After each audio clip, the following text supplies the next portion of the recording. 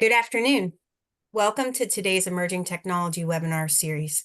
Today's webinar is Exploring Nanocomposite Coatings for Gears.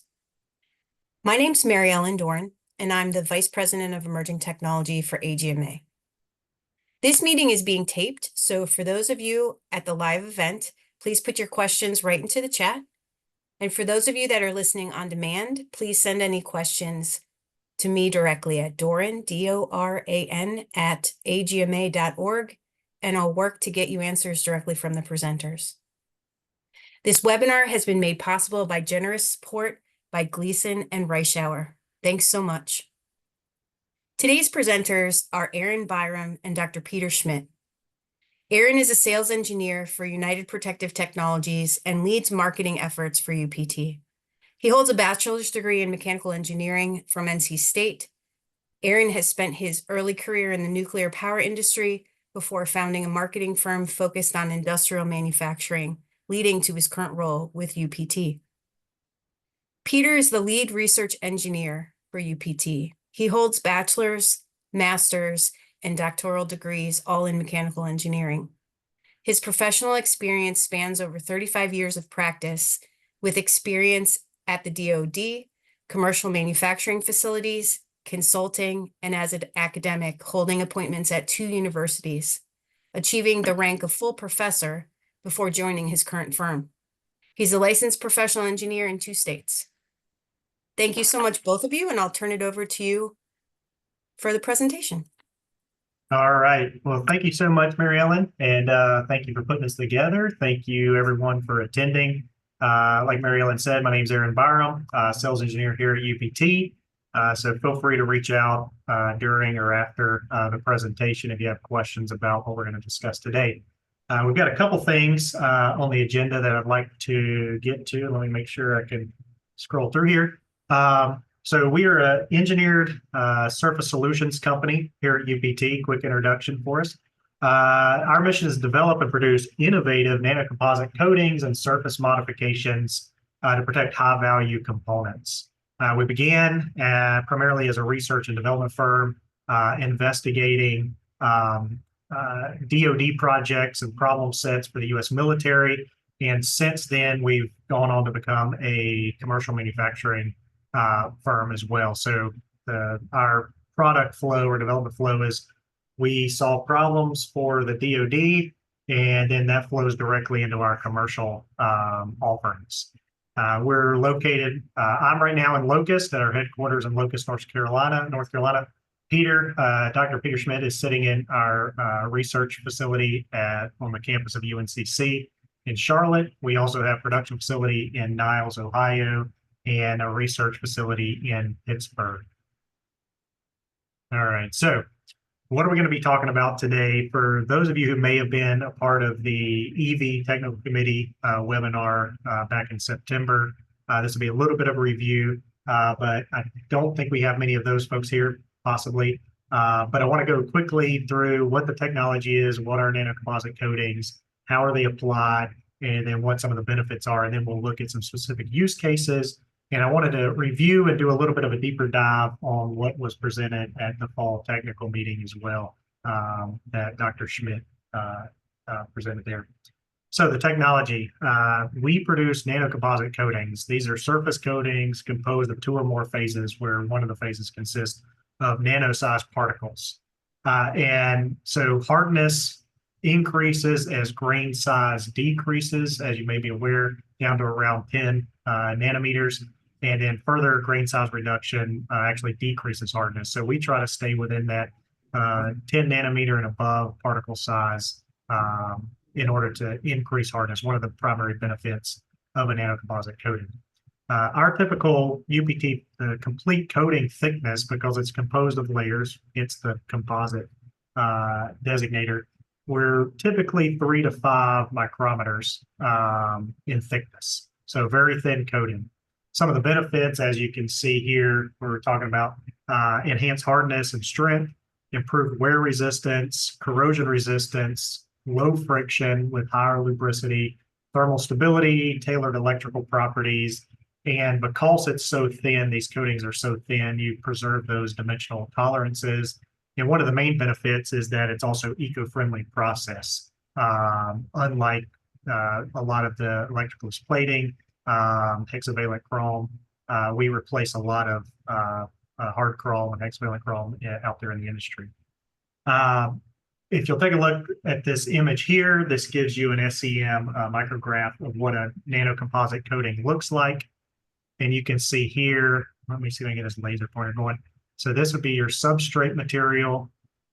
Then we, as part of our process, apply what we call an interfacial layer for increased adhesion and bonding, as well as it provides some other properties based on what this interfacial layer is comprised of.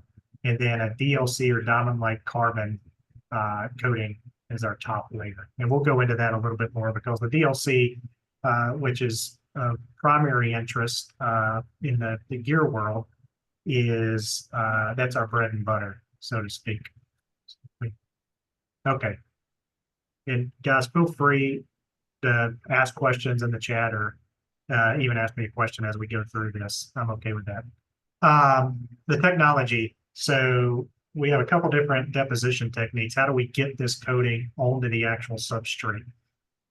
Physical vapor deposition is one that we incorporate, whether magnetron sputter deposition or an arc PVD, arc physical vapor deposition.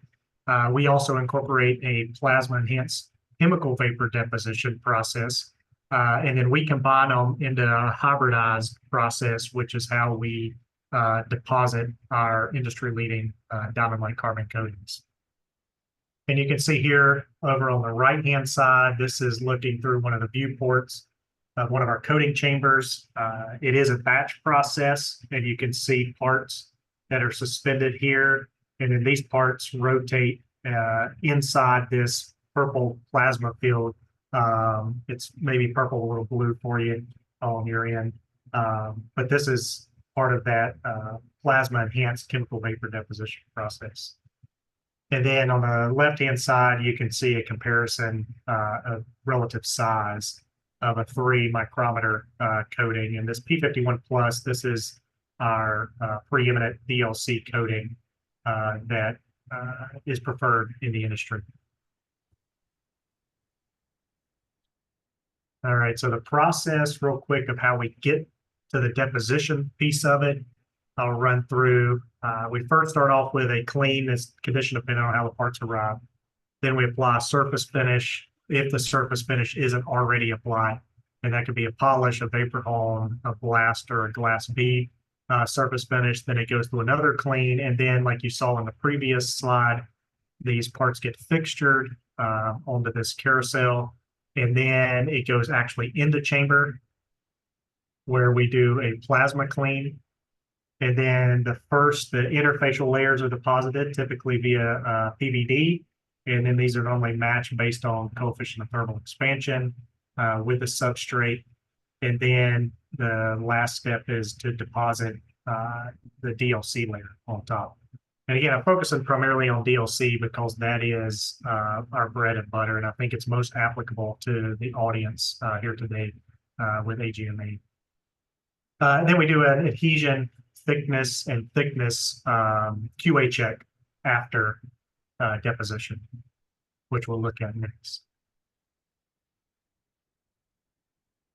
Okay, so typical QA inspection, this is what we're looking for to understand if the coating was applied well. We're going to be looking for 2 things every time. The coating thickness, which you can see here, that we run what's called a callow test, which is a spherical steel ball with a diamond slurry, and then it runs against a sample coupon that has been coated. And as it wears through, then we're able to see the various coatings, various layers of the coating and the thickness, and then measure the thickness of those the nanocomposite coating. Then the other QA check that we're going to do is the VDI 3198, which is a diamond tip indentation. And then what we're looking for is cracking and spalling of the coating. So this is the substrate, and then you can see right here, this would be a VDI 1 here, where we're looking at any kind of cracking and spalling. And then it's graded. If you look at that standard, it's a 1 to a 6, with 4 pretty much being the cutoff. So what we're wanting to achieve is you'll see some micro cracking, but what we don't want to see is spalling or delamination of the coating. And so if we don't see that, then we know that we've achieved a relatively great adhesion with it.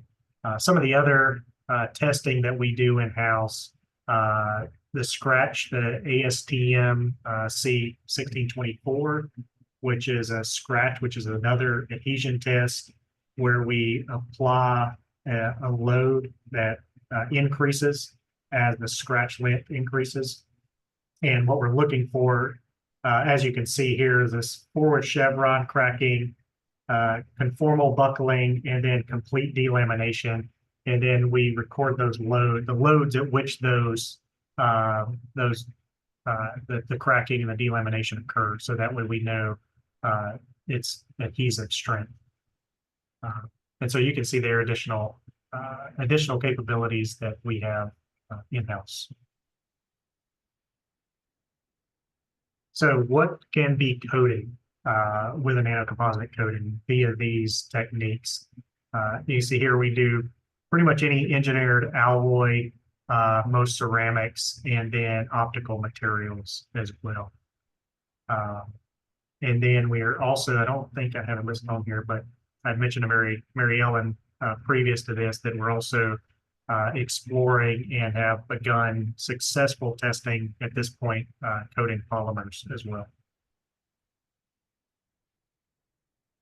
Quick overview of our current coating catalog, and I don't have one DLC listed on here, which was developed and as part of was the presentation that Dr. Schmidt did at FTM, is our P51M, which is our modified DLC.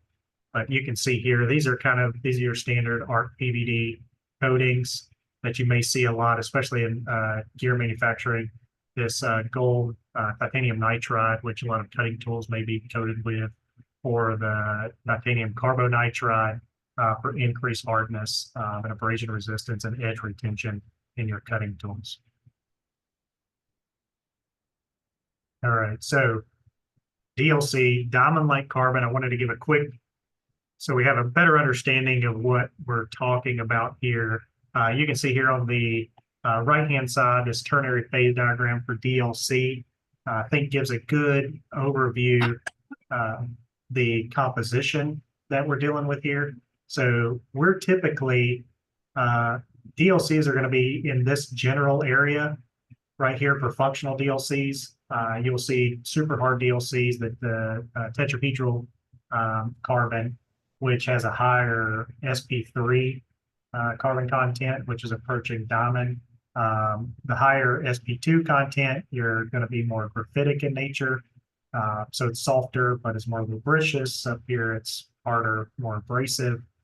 So then we will typically operate more in this range here with a hydrogenated DLC. So we're looking, and this can be tailored, as you can probably imagine, looking at this based on how much sp3 or your sp3 sp2 ratio. We can tailor the DLC for certain mechanical properties that are desired in the application. Again, why diamond? You guys can probably, it's somewhat intuitive, but extreme mechanical hardness, thermal conductivity at room temp, high bulk modulus, low compressibility, the low thermal expansion coefficient at room temp, broad optical transparency, which is what we use DLC for, a lot for the military as well. Electrical insulator, biocompatibility, it's bioinert. So in the medical field, this is really important. And then high resistance to chemical corrosion and radiation. And like I mentioned a while ago, there are two types of DLC primarily. That's your tetrahedral amorphous, which is harder, but it's more brittle. And then your hydrogenated DLC, it's softer, but tougher.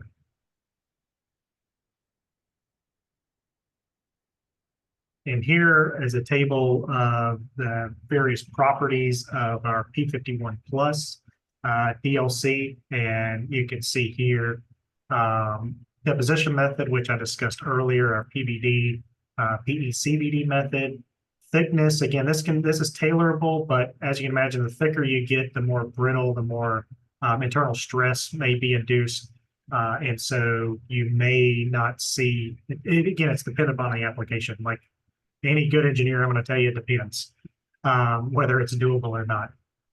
Hardness, we're looking at around 2,300 Vickers. And you can see here, this is the adhesion that I was discussing earlier from a 1 to 4. It goes 5 to 6 additional, but that indicates failure of the coating adhesion, adhesive failure. You see here friction values that are typical that we see in testing.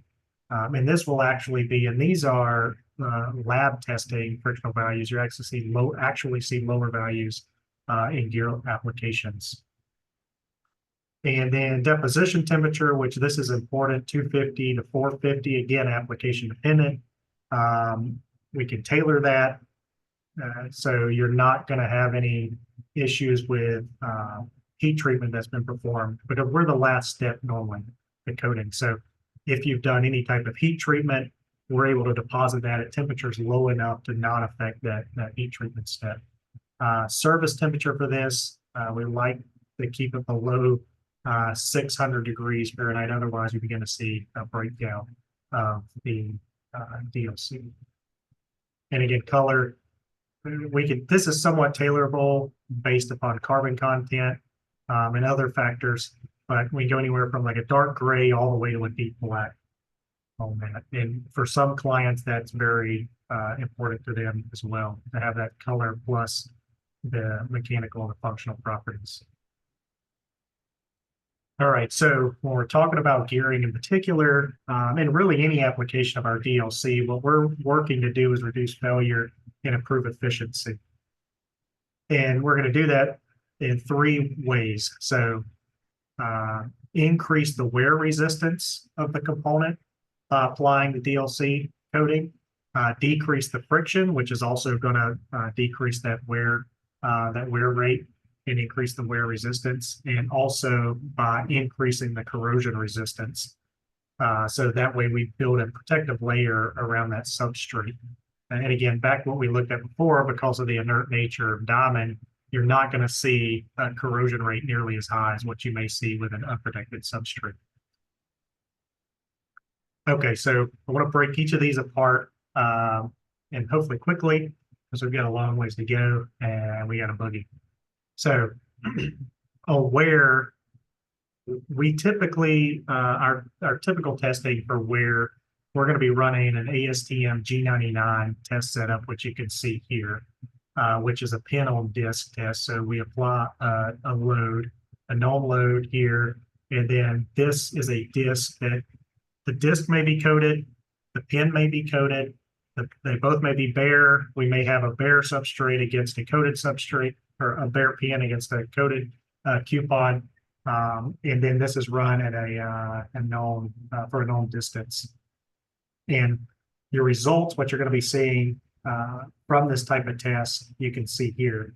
This is a DLC coated M2 coupon, and then we have a silver coated 4140 coupon where we're doing some comparative analysis between the two to examine potential replacement of legacy coatings with a DLC for this particular application.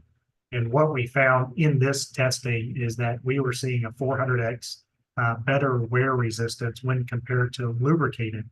So we were testing the DLC unlubricated against a lubricated legacy coating. And you can see down here, the legacy coatings under comparison were silver, passivation, zinc phosphate, magnesium phosphate, and black oxide. And I'm going to cover that a little bit more in a later slide too, this specific test.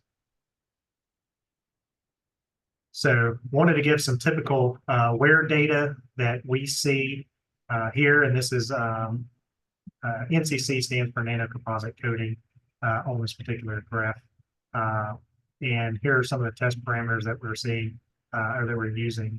This is 52100 steel was the substrate. We ran for 600,000 meters with 1 wipe of lubricant on the disc surface. So this was and you can see here whether the combination of coated disc versus coated pin lubricated, unlubricated, coated disc versus bare pin, which this is interesting, and then bare disc and coated pin. So that combination and the substrate material, it all matters, and the orientation. But what's interesting to notice is that we are seeing wear rates when you compare even to a bare disc, bare pin lubricated versus a coated pair lubricated. You're seeing 3 to 6 orders of magnitude reduction with a coated, even if one surface is coated, you're seeing 3 to 6 orders of magnitude reduction in wear rate. I think that, to me, that gets me excited. And here are the results from that test on the coated pin, coated disc, lubricated example. You can see here in this image, this is part of that the wear track right here. You can see that the coating remains completely intact. And this again is over 600,000 meters runtime.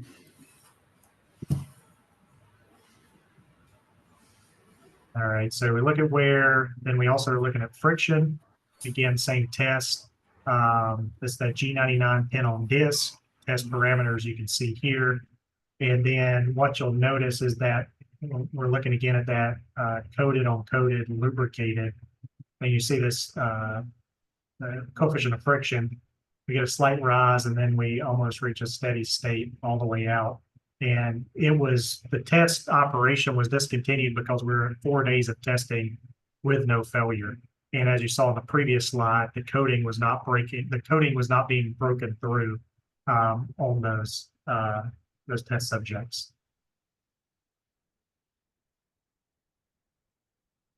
And you can see here, which is it just basically failed right off the bat, where the bare disc in the coated pin, and then the bare disc bare pin lubricated, and then the bare disc bare pin right in here. That regime. Okay. So in additional testing, this is a different setup, but very similar, same test parameters. But I wanted to highlight this again. We're seeing the same results with that bare disc, bare pin lubricated versus the coated surface with that single wipe of the mobile Pegasus 1. We were getting the same thing here.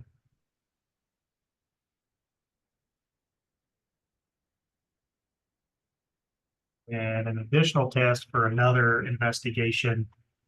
This was the G133 ball-on disc, so slightly different than the G99. And the substrate in this case was the 74 stainless. And you can see here similar results as what we saw before, where we had. But what's important to note here is that these are unlubricated conditions. And you can see this is a cycle count because the G133 is a reciprocating test, reciprocating ball-on disc, as opposed to the disc is not spinning in this case. So we're not.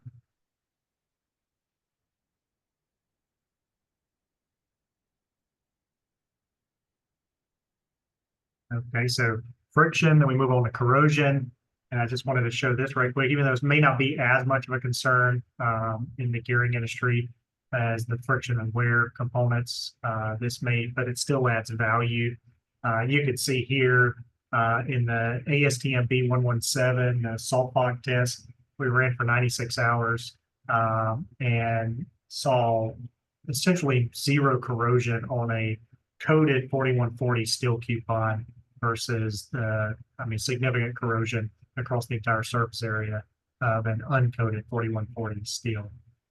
We have conducted with the P51M, which is our next generation DLC, which Peter spoke about at the FDM. We're seeing, I think we're actually over 1,600 hours of salt fog exposure with almost no corrosion on those coupons as well. All right, so now we get into, I want to do a quick fall technical meeting review of what was presented, and with a little bit of additional information in there that we didn't present at the fall technical meeting. So if you were there, this may be a little bit of review, but I hope you find it still interesting and informative. So the target application that we were investigating, and there'll be additional information as well, I should point out, in Gear Technology, an upcoming edition of Gear Technology magazine, which we've gotten permission now to discuss the actual application platform. So, but it was an accessory drive gearbox. We were looking at spur gears only, and you can see here in low speed and high speed operation, the calculated maximum contact stresses that we anticipated on those. And this is an example of an uncoated gear in that application. As part of our down select process, in order to compare and understand surface finish and coating, in order for us to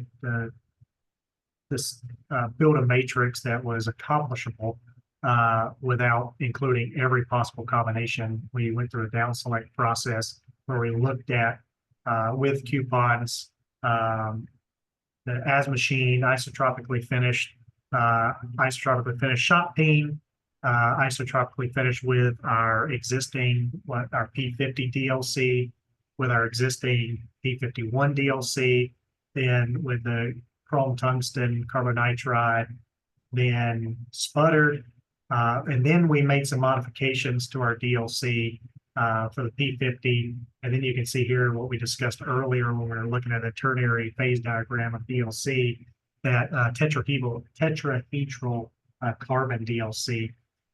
You can see here, which is again that it's super hard, a lot more SP3, higher concentration SP3 bonds, and more crystalline structure there, but more brittle.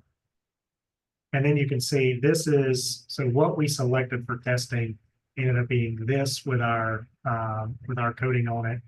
And that's what Peter had presented on at FDM.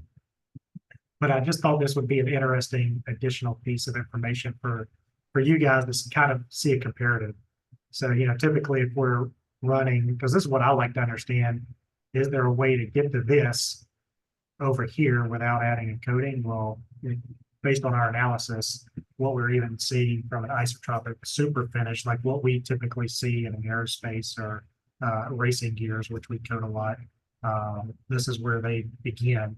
But we can take this wear rate and then drop it an order of magnitude down with our coating, which translates into real value in power throughput and efficiency. In addition to once we down selected to what we wanted to test from a coating standpoint, then we did FCG testing, coated gear set and uncoated gear set. And you can see here some of the parameters that maybe most of you are probably familiar with FCG testing, but it's a scuffing test. And so you can see the setup here. And what we did in order to increase the stress on these gears was make them with unequal flank widths as well. And then shifted the profile to maximize that scuffing resistance for visual check. The lubricant, when we asked FCG about what lubricant they'd recommend that would create the most stressful environment for these gears, they recommended the Mobile DTE Light 32, which is a low-grade lubricant. And here are the results of the test. And Peter, feel free to jump in here if you want to explain more. But you can see on the data plot contact stress, because this is what we're looking at here. And then you can see number of teeth with scratches. It's a visual test. And once we get up to a certain point where the majority of the teeth have scratches on them or scuffing, then the test is terminated. And so in this particular case with our DLC coated gears, we reached stage 13 when the contact stress was 411 KSI. And I did want to point out too, and one thing that I found very interesting is that the substrate failed before our coating failed. So then it begs the question, with an alternate substrate, how far could we push this? Yeah. Hey, Aaron, just let me throw in here too. So when we did Yeah. this test, we baselined it with just bare gears, and those gears failed at stage 4. Yeah, that's good to point out. Thank you, Peter. Okay. All right, so I just wanted to do a quick review of that. That's part of the paper that you'll see coming out that was presented at FTM, and then you'll see these results as well as additional information in the upcoming Gear Technology magazine. So then we also went further to do some ball on disc scuffing test, which is a specialized surface evaluation testing. And you can see here in this data, and this is run on a coded test article. You can see with the traction coefficient, what's interesting, and I'll show you, this is where we would normally end the test, is once we see coating wear through, you'll normally see that, that friction jump right there. But we see once we go wear in, and then the friction actually is decreasing over time, and then we may get a slight bump right here, but the coating was remained intact. So Aaron, can I jump in here for a second? Sure. The chat's been nice and lively, and Peter's Oh, been I see that. answering questions, but one came up on the last slide. How many cycles at each stage is a question for this slide, I think. And Devin, if I'm not asking that correctly, please unmute yourself and And I was typing out an answer to that. So the way that the stages run is it's a 4-square machine. So there's a clutch where you put a torque on the shaft, and there's a time that they run for. And I can't remember what the time is off the top of my head. So Devin, I'm gonna put this in the chat too. If you want to shoot me an email with these questions, I'll be happy to get the answers for you. I just don't know them off the top of my head. Okay, great. thank you. Guys, and I just noticed the chat. Cool. Well, thanks, Peter, for answering those questions, and thank you, Mary Ellen, for bringing that to my attention. Yeah, no problem. I'm glad to be able to do something useful. Me too. All right, so leave that there for just a second if there are additional questions on this data. And then I want to roll into some of the conclusions that we presented, and that will be, again, additional information available in upcoming article. So if someone would like to ask a question, just unmute yourself and go ahead. Yeah, I'm totally fine with that. It actually makes it more interesting for us because I'm just a talking head up here, talking to myself. The only person I can see is Peter and his reactions, which makes it more difficult. So, all right. So conclusions, what we found out in this study, nanocomposite coatings on gears offer increased load carrying capacity, which we saw in that FCG testing, decreased operating temperature, increased corrosion resistance, as well as decreased friction between surfaces and mesh. And again, I pointed this out earlier when we were talking about DLC and our deposition temperatures, but this is all while leaving that heat treatment state unaffected during the coating application process. And again, back to this image we saw earlier with the multi-layer. Okay. So now I'm going to go ahead. I'm sorry, Carl. Sorry, I have a question. In this test, you ran one coated gear against one uncoated gear? Yeah. Peter, do you want to? Are you talking about the FCG test? Yeah. Yeah, no, both gears in the pair were coated. You can see, pop one forward there, Aaron. You can see both of the gears. It's not working. There we go. Yeah. Did you attempt running just a coated gear with a mating gear being uncoated? No, we didn't attempt that test. I mean, sometimes in application, that's what you want to do, but we couldn't fund that level of testing with the project that we had. Okay, thank you. Because Sure. Earlier work we've done when I was at Timken, we found that very often you got the most improvement when doing one gear. You got additional improvement when doing both, but the biggest improvement came from doing one. Okay, thank you. Mm-hmm. Yeah, and I think we see that back here, even if you were to extrapolate from the data on, if you look here at this disc and bare pin, we're seeing very similar to disc and the coated disc and coated pin. I don't know if that helps, Carl, but I think it helps to substantiate what you were saying. And that's part of some of these examinations.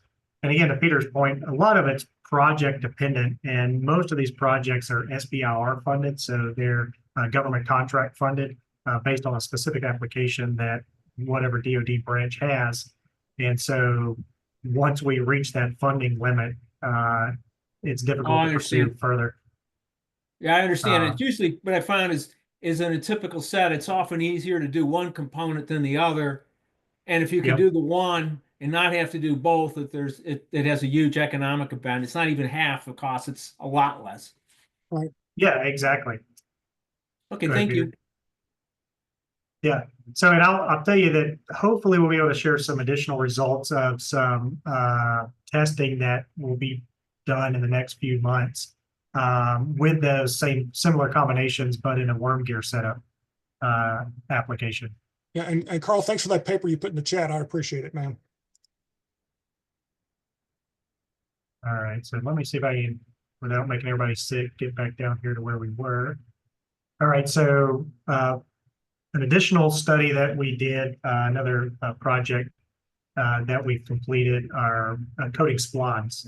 And this is just a quick overview. What we were primarily looking at are benefits or advantages of a DLC coating against currently used coatings, the silver and the black oxide. And that's back to that slide previously where we had the silver coated 4140 coupon and DLC coated M2 coupon. And so what we saw when we were looking at the wear, comparing wear and friction of each different what we call a legacy coating or the currently used coatings, is we saw a 75% reduction, friction reduction, and then that's a dry state, and then a 10x improvement in wear, again dry, and more than 10x, which you would anticipate when lubricated. And I can't really go much more into depth on that. I just wanted to share that. But if you are interested in this particular application, let us know, and we can work to get you additional information on this project.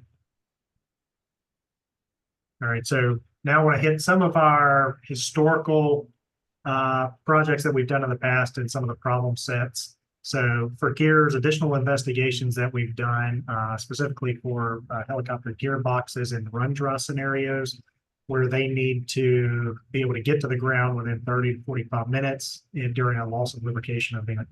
So what we've seen is for these particular, and again, I always tell Mary Ellen, I can't go quite into as much detail as I'd like to go into on these projects, but for this particular project, the coated gears met or exceeded all the requirements, providing a self-lubricating interface, which minimized the wear and through friction minimization, therefore heat generation minimization as well. So which allowed that extended use of the gearbox in that loss of lubrication event.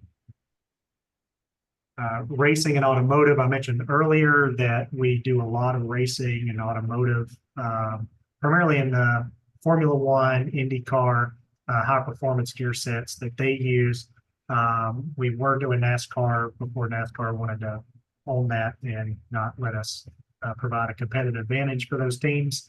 But in their testing, our customer testing, they were seeing performance gains on a ring and pinion gear. But by just coating a ring and pinion gear set, they were seeing approximately 4.5 to 5 horsepower performance gains. And then other areas application that we also coat for different teams, oil pumps, cams, followers, valves, and bearings. Okay, so just wanted to highlight some of those other areas that we're working in, and then opportunities. So what opportunities or advancements can a DLC or coating or a nanocomposite coating, to be more general, offer? It can offer more variety in material selection.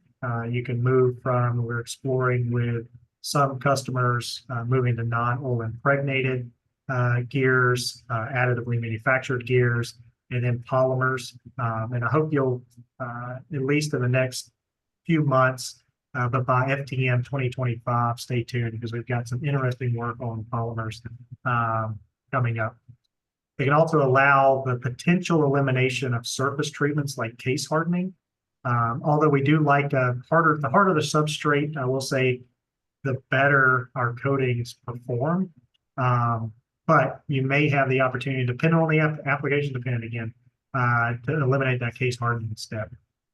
You also have the opportunity to use lower grade lubricants, elimination of friction modifiers, specifically because not so much the friction modifier elimination, but on the lower grade lubricants and lower viscosity lubricants, because these coatings are designed to be oleophilic, meaning that they have a stronger affinity for oil. They have a better, they better retain that oil film barrier.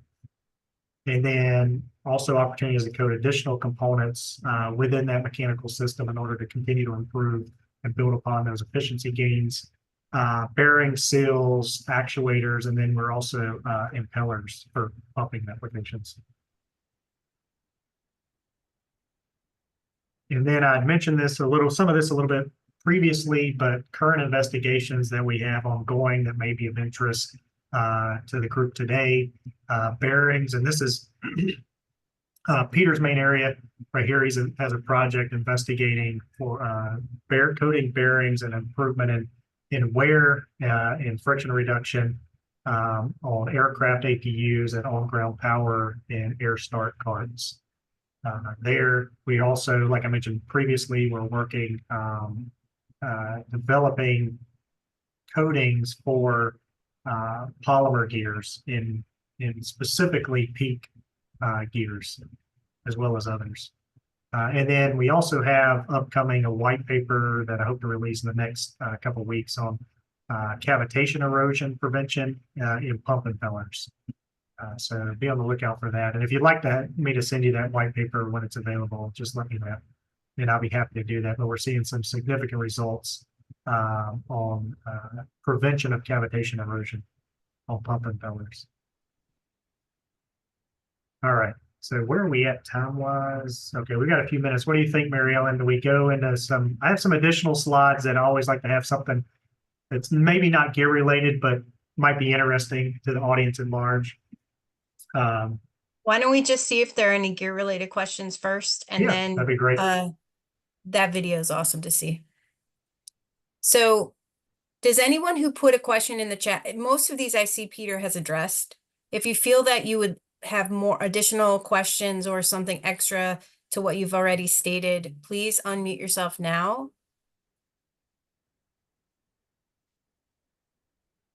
Mary Ellen, I do have a question, not in the chat, but just a general question in regards to the gear world love to look at inspection charts. We make these gears to single micron, if not even tighter tolerances. For example, the bevel gear that you showed will take a 9x5 analysis of any given multiple teeth for the flank form. Do you have inspection results that show the before and after coating and what influence the coating does have on the flank form geometry? Sorry, Peter, I was going to let you. Do you have anything? I don't know of any inspection that we've done along those lines, because normally what happens is we get these racing teams send us these gears and say coat them, and they go back, and then all we get is vague indications from them that they're working or that they're not. To get that kind of detailed information would be difficult for us, I think. Does that track with what you think, Aaron? Yeah, that's what I was going to say. It kind of goes into a black box once we code it and send it out. And then in that one slide where I indicated, we did have some feedback from dynamometer testing from a team that was on the ring opinion for, I believe it was a Formula One team, that they indicated that they were seeing 4.5, 5 horsepower increase. But beyond that, it works or doesn't work. That's kind of it's a go, no go signal. But what we would like to do, and I've got actually at the end of this a little QR code survey. It's a short survey, but one of the questions in that survey is asking like, hey, would you be interested in, or do you have a platform or application that we could possibly partner up on where we could understand more of this information? So Paul, if there's something that, an application that we could work with you on, Yeah, and build out some type of analysis.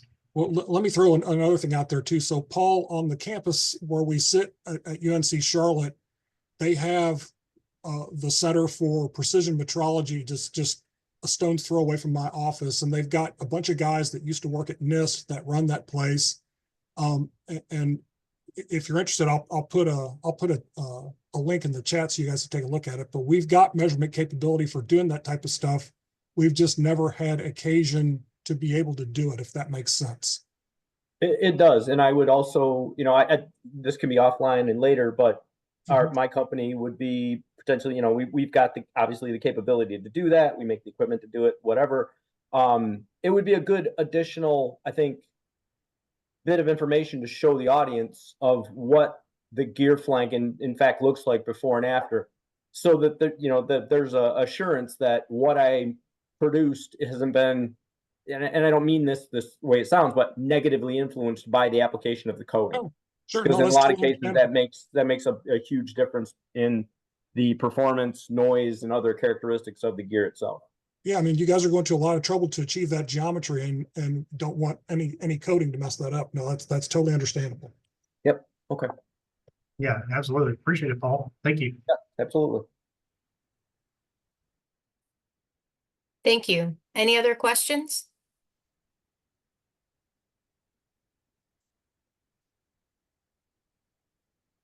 Great. Aaron, you should show those cool Okay. videos. All right. I will continue then. We've got a few minutes left, so I want to do some fun stuff and some additional exploration that we have done and are continuing to do and investigate here that I think may be of interest, may be tangential to the gear industry. But I think since the majority of people here are engineers, I find it interesting. I think you may find it interesting as well. Let me see if I can get forward here.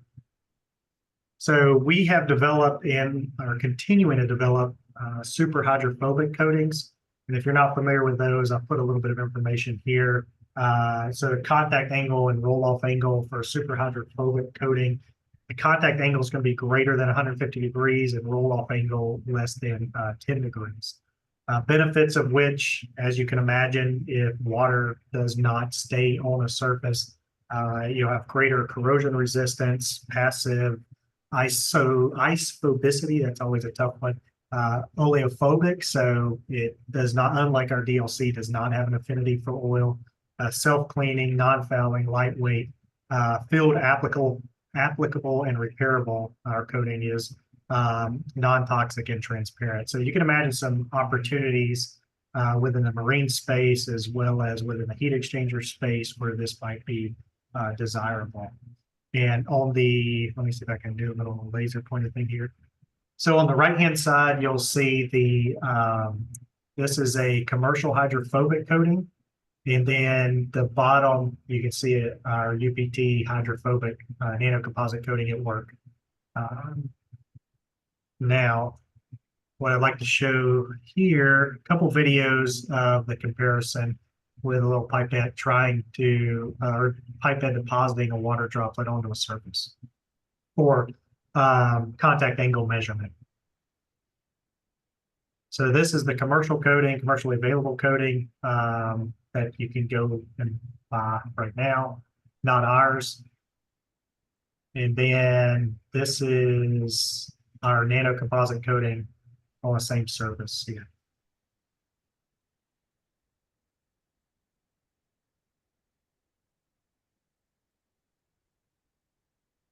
I think it's funny at this point, the operator attempts to put this water droplet deposited on the surface, but it will not adhere whatsoever.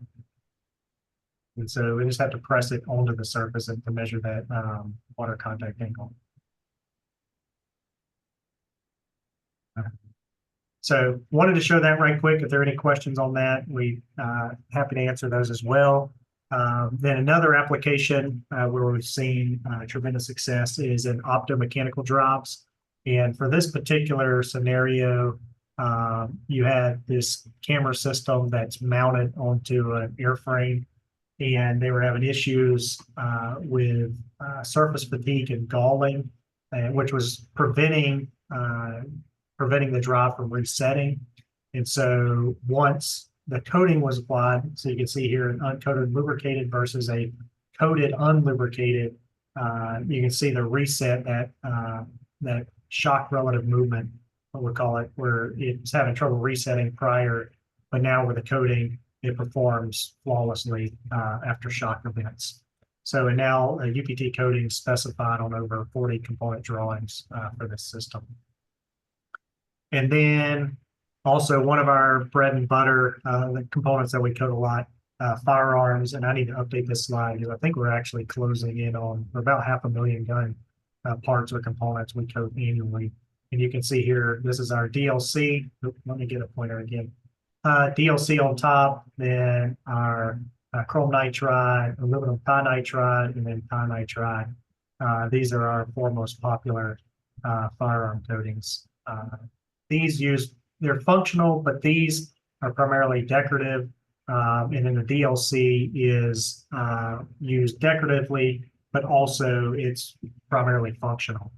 And one thing that one project that Peter's been working on recently is the development of the mil spec for DLC with the Army Research Lab. And so you should be seeing that come out soon as well. And our DLC, we feel confidently will meet and has met that mil spec.